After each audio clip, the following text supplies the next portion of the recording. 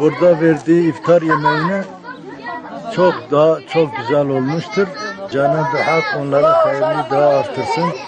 Böyle bir tür iftar düzenledikleri için Allahu Teala onların hayırını büyük ve sevabını da büyük yazsın.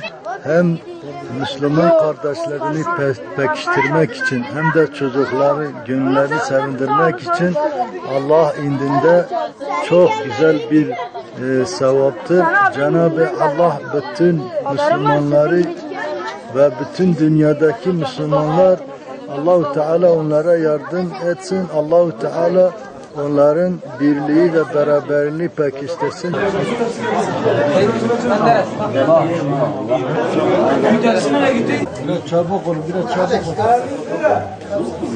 olun. Amin khir olsun. Eyvallah, Allah razı olsun. Amin. Amin. Bilal gel biraz öyle söz.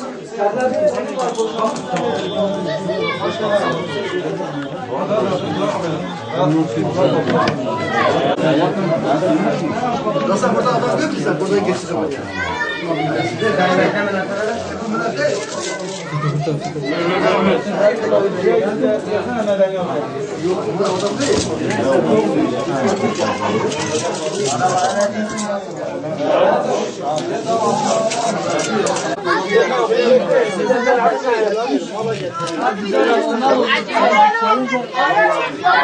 Acele